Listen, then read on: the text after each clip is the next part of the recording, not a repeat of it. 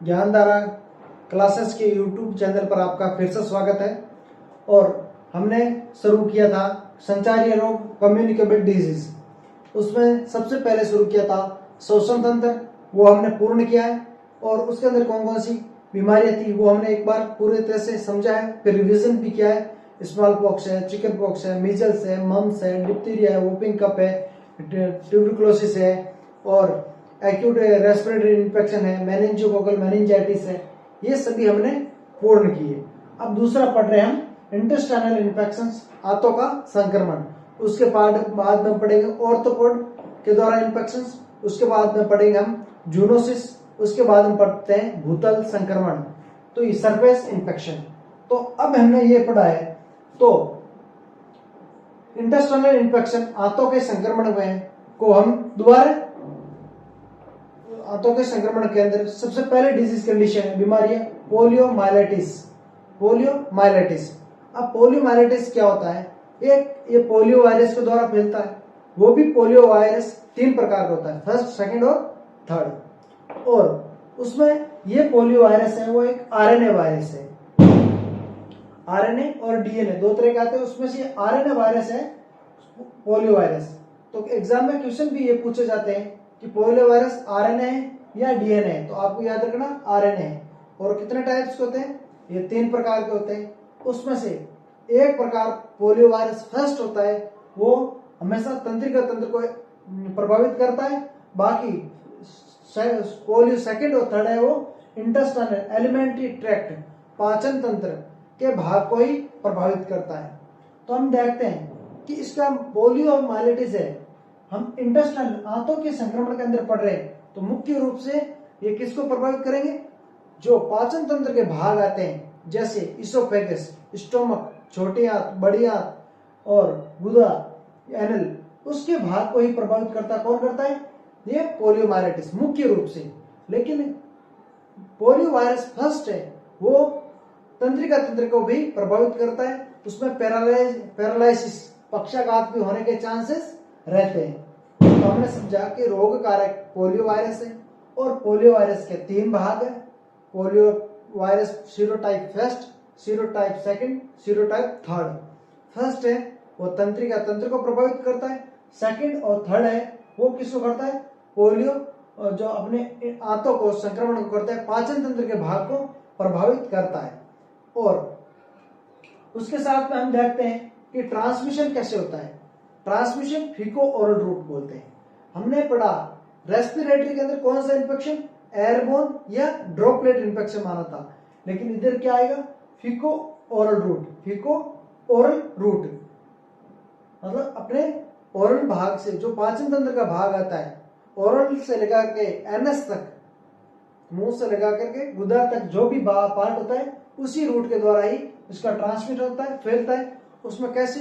हम दूषित पानी पिएंगे, दूषित खाद्य पदार्थ खाएंगे या दूध पिएंगे या अन्य मक्खियों के द्वारा जो फैलाया जाता है इस सब में, तो उसी के द्वारा ही हमारा ट्रांसमिशन होगा। एक व्यक्ति से दूसरे व्यक्ति कैसे?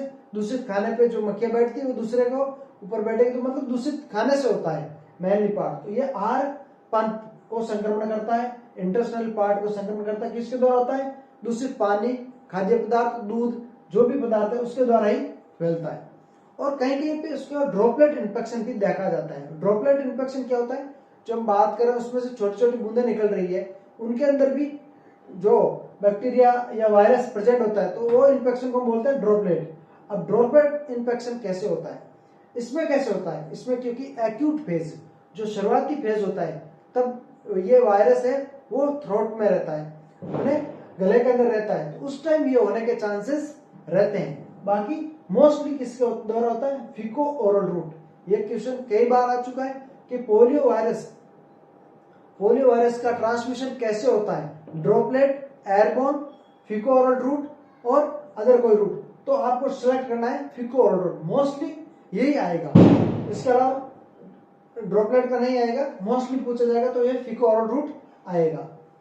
उसके बाद हम पढ़ते हैं इंक्यूबेशन पीरियड।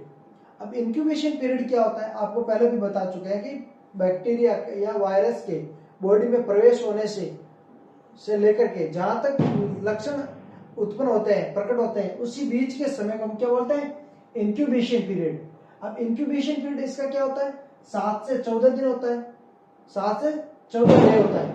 लेकिन रेंज में पूछे, उसकी रेंज होती है 3 से लगाकर 35 डेज, 3 से लेकर के 35 डेज। तो ये इंक्यूबेशन पीरियड होगा 7 to 14 डेज, रेंज में पूछे तो 3 to 35 डेज। फिर ये पूछा कि इनके लक्षण क्या क्या है। इसके लक्षण 4 प्रकार के होते हैं।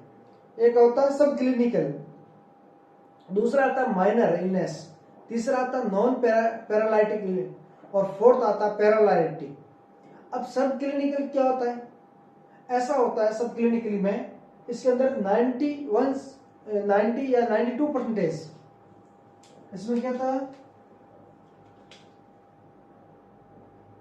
91 से 92% तक बच्चों के अंदर इन्फेक्शन है, ये होता है सब क्लिनिकली। उसके अंदर कोई सिम्टम नहीं होता है, वो एक नॉर्मल की तरह होता है और उनको इन्फेक्शन होता है। तो 90 या 92% इसमें क्या होता है? बिल्कुल नॉर्मल होता है, इसमें कोई लक्षण दिखते नहीं। दूसरा आता है माइनर इलनेस, ये कितना होता है? 4 से 8%, 4 से 8% होता है। ये माइनर इलनेस होता है, इसमें कुछ थोड़े सिम्टम आते हैं और ऑटोमेटिकली रिकवर हो जाता है। ये भी पहले रिकवर हो जाता है, ये भी नॉर्मली ऑटोमेटिकली रिकवर हो जाता है, उसमें कुछ ज्यादा लक्षण नहीं आते। फिर तीसरा आता है अपना नॉन पैरालाइटिक।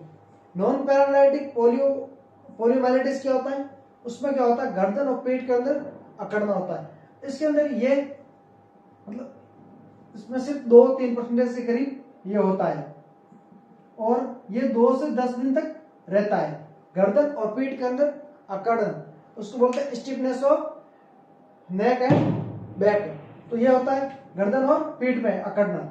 और फिर आता है पैरालाइटिक स्टेज। पैरालाइटिक का मतलब क्या होता है? बॉडी के अंदर पैरालाइसिस हो जाना, नर्वस सिस्टम वर्क करना कम कर देता है, तो उसको वॉलेंट्री मूवमेंट नहीं होता है। पैरालाइसिस को हिंदी में बोलते हैं पक्षाघात। तो पक्षाघात हो जाता है, पैरालाइसिस हो जाता है। उसमें क्या होता है? शुरुआती के अंदर जब पैरालाइसिस होता है तो शुरुआती दौर के अंदर पहला सूचक आता है फीवर, बुखार आता है। शुरुआती सूचक क्या होता है? फीवर होता है। तो आपको शुरुआती सूचक पूछे तो फीवर बोलना है। उसके बाद उसको उल्टी होना, सिर दर्द होना और गले में खराश होना, कॉन्स्टिपेशन होना और एब्डोमिनल पेन, पेट दर्द होना, कब्ज होना। ये चीज किस में आता है? पैरालाइटिक इलनेस में आता है, स्टेज में आता है। और इसमें सिर्फ ओनली 1% व्यक्ति के अंदर ये होने के चांसेस रहते हैं। और अगला आता है इसके बचाव। बचाव के अंदर क्या आएगा? आईपीवी, ओपीवी, 2 प्रकार की वैक्सीन होती है, IPv, OPV. IPv inactivated polio virus, निष्क्रिय पोलियो वैक्सीन होती है, जिसमें जो भी बैक्टीरिया वायरस इसके अंदर होता है, वायरस होता है वो निष्क्रिय होता है, मतलब किल्ड होता है वो उसमें। और एक ओपीवी आता है, ओरल पोलियो वैक्सीन, जिसमें क्या होता है? जिंदा जो है वायरस होता है उसमें, ओपीवी, ओरल पोलियो वैक्सीन के अंदर। तो ये दूसरे नाम भी पूछे जाते हैं। इनएक्टिव पोलियो वायरस को क्या नाम दिया? साल्क, साल्क नाम दिया। वो कैसे देते हैं? इंट्राडर्मली देते हैं। कितना देते हैं? 0.1 ml देते हैं, और राइट अपर आर्म में देते हैं, राइट अपर आर्म में देते हैं इंट्राडर्मल 0.1 ml। ये हमने इम्यूनाइजेशन प्रोग्राम में कंप्लीटली पढ़ा था। और दूसरा आता है ओपीवी, उसको बोलते हैं सेबिन, दूसरा नाम। ओपीवी का दूसरा नाम क्या आएगा? साल्क। और सेबिन में आपको हमेशा कंफ्यूजन रहेगा, तो इसके लिए आप इसको क्या रखना, याद रखना, सेबिन ओपीवी क्या होता है और यो क्या होता है? ओरली देते हैं, और कितना? 2 ड्रॉप देते हैं। और आईपीवी कब देते हैं? 6 और 14 वीक में देते हैं। और ये कब देते हैं? 0 डोज 6, 10 और 14 वीक। 0 डोज कब देते हैं? बच्चे के जन्म के 15 दिन से पहले। बच्चे के जन्म से 15 दिन पहले दिया तो वो क्या माना जाएगा आपका? 0 डोज। या 15 दिन 0 डोज कुछ भी नहीं दिया, 15 दिन के बाद दिया तो वो आपका फर्स्ट डोज माना जाएगा। तो 0 डोज देते हैं एक, दूसरा सेकंड डोज 6 को, थर्ड डोज है 10 और फोर्थ आती है 14 के अंदर ये देते हैं। ये टोटली ओपीवी और आईपीवी 6 to 14 वीक्स में देते हैं। ये हमने पढ़ा। तो यहां तक आप एक बार वापस समझ लो, आंतों का संक्रमण पढ़ रहे हैं, उसमें सबसे पहले डिजीज कंडीशन है पोलियोमाइलाइटिस। पोलियोमाइलाइटिस किसके कारण से होता है? पोलियोमाइलाइटिस होता है जो एक पोलियो वायरस के द्वारा होता है। पोलियो वायरस 3 टाइप का होता है, फर्स्ट, सेकंड और थर्ड। फर्स्ट के द्वारा तंत्रिका तंत्र, नर्वस सिस्टम, वो इफेक्ट होता है, सेंट्रल नर्वस सिस्टम वो प्रभावित होता है। दूसरा आता है पोलियो टाइप सेकंड और थर्ड, वो किसको प्रभावित करता है? अपने एलिमेंट्री ट्रैक्ट, जो पाचन तंत्र का जो होता है उसी भाग को प्रभावित करता है। और सबसे ज्यादा प्रभावित पाचन तंत्र आहार, एलिमेंट्री ट्रैक्ट, आहार पथ को, इसोफेगस, स्टोमक, छोटी आंत, बड़ी आंत, गुदा, उस भाग को सबसे ज्यादा प्रभावित करता है। तो ट्रांसमिशन कैसे होता है?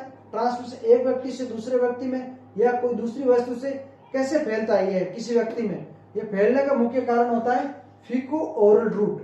फीको ओरल रूट मतलब ओरल पार्ट से प्रवेश करते हुए जो एनस तक जाता है, वो जो ट्रैक्ट है, उस ट्रैक्ट पथ के द्वारा ही ट्रांसमिशन होता है। वो कैसे? जैसे हमने दूषित जल लिया या दूषित खाद्य पदार्थ लिया, उस खाद्य पदार्थ के अंदर क्या होता है? पोलियो वायरस प्रेजेंट होता है। और पोलियो वायरस की एक और खासियत होती है, वो एक वातावरण में लंबे समय तक टिका रह सकता है।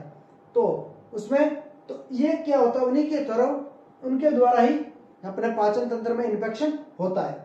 और दूसरा इसमें ड्रॉपलेट इन्फेक्शन भी होता है। वो कब होता है? एक्यूट फेज में होता है, मतलब शुरुआती दौर में। जब पोलियो वायरस किसी के व्यक्ति में प्रवेश किया, थ्रोट में, उसके गले के अंदर है, तो यदि तो उसके सलाइवा के साथ, लार के साथ में दूसरे व्यक्ति में प्रवेश कर सकता है, लेकिन अन्यथा मोस्टली है वो फीको ओरल रूट के द्वारा ही होता है। फिर हमने इंक्यूबेशन पीरियड पढ़ा। इंक्यूबेशन पीरियड है वो अपना होता है 7 से 14 दिन, और ज्यादा रेंज के अंदर पूछे आपको तो आप 3 से 35 दिन तक, 3 to 35 डेज तक इंक्यूबेशन पीरियड होता है। लक्षण क्या आता है? इसको 4 भागों में डिवाइड किया। सब क्लिनिकली, इसमें मोस्टली केस होते हैं, बच्चे होते हैं, वो सब क्लिनिकली में आ जाते हैं। 91 to 92% लोग इसी के अंदर आते हैं। उसमें अंदर सिम्टम, लक्षण कुछ भी नहीं होते हैं, नॉर्मली वो ठीक हो जाता है। दूसरा आता है अपना माइनर इलनेस। माइनर इलनेस क्या होता है? उसके अंदर 4 से 8% लोग आते हैं, जो केसेस आते हैं वो आते हैं। और वो क्या होते हैं? वो नॉर्मली होते हैं, थोड़े बहुत सिम्टम, और कुछ ज्यादा सिम्टम उसमें भी नहीं आते हैं। अगला आता है नॉन पैरालाइटिक, जिसके अंदर पैरालिसिस नहीं होता है। उसके अंदर क्या होता है? बैक और गर्दन दोनों में क्या होता है? अकड़न आती है, स्टिफनेस आती है। वो 2 से 3% होते हैं। फिर लास्ट आता है पैरालाइटिक इलनेस। उसमें पैरालिसिस होता है, पक्षाघात होता है। पैरालिसिस मतलब जो एक नर्वस सिस्टम, जैसे ये हाथ है, इसका नर्वस सिस्टम वर्क करना कम करेगा तो मैं ऑटोमेटिकली नहीं उठा सकता, या उसका फंक्शन करना वो क्या कर देगा? बंद कर देगा। नर्वस सिस्टम उसको वर्क नहीं करेगा। कोई चीज हमने टच किया तो उसको हमको महसूस नहीं होगा कि ये कोल्ड है या गर्म है या हॉट है, वो महसूस नहीं होगा। वो पैरालिसिस, पक्षाघात हो। उसका शुरुआती सूचक क्या है? इंडिकेटर सबसे फर्स्ट वो क्या आएगा? उसको फीवर आएगा, बुखार आएगा, उसके बाद उसको उल्टी होगा, और उसके बाद में गले में खराश होगा, कॉन्स्टिपेशन, कब्ज होगा, पेट दर्द, एब्डोमिनल पेन होगा। ये चारों इसके क्या है? मोस्टली लक्षण है। और उसके बाद हम पढ़ते हैं इसका बचाव क्या है। ट्रीटमेंट तो कुछ नहीं है, लेकिन बचाव उसका हम कर सकते हैं। बचाव के अंदर 2 वैक्सीन पढ़ते हैं, IPv, OPV. IPv inactivated polio vaccine, निष्क्रिय पोलियो वैक्सीन होती है, उसको हम बोलते हैं साल्क। दूसरा नाम बोले तो साल्क। इंट्राडर्मल, जो इंट्राडर्मल के अंदर देते हैं, और 0.1 ml देते हैं, और राइट अपर आर्म में देते हैं। और कब तक देते हैं? 6 से 14, एक तो 6 वीक में लगती है और फिर 14 वीक में लगती है। और दूसरा आता है ओपीवी, ओरल पोलियो वैक्सीन। वो क्या होती है?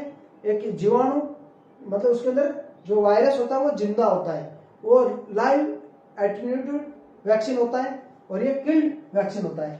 तो उसके अंदर क्या होता है? वो ओरली बाहर से 2 ड्रॉप दी जाती है, और वो एक तो 0 डोज देते हैं 15 दिन से पहले, जन्म से लेकर 15 दिन तक, और उसके बाद एक 6 वीक में देते हैं, एक 10 वीक में, और एक 14 वीक में देते हैं। 6, 0, 6, 10 और 14 डेज, 14 वीक के अंदर ये देते हैं। और अगर आगे हम पढ़ेंगे इनका स्टोरेज का तो क्या होता है, अगला हम दूसरे भाग में पढ़ेंगे। और आज के लिए इतना ही काफी है। और ये पोलियो वायरस होता है जो मोस्टली 0 to 5 साल के बच्चों में देखने को मिलता है। ठीक है, थैंक यू।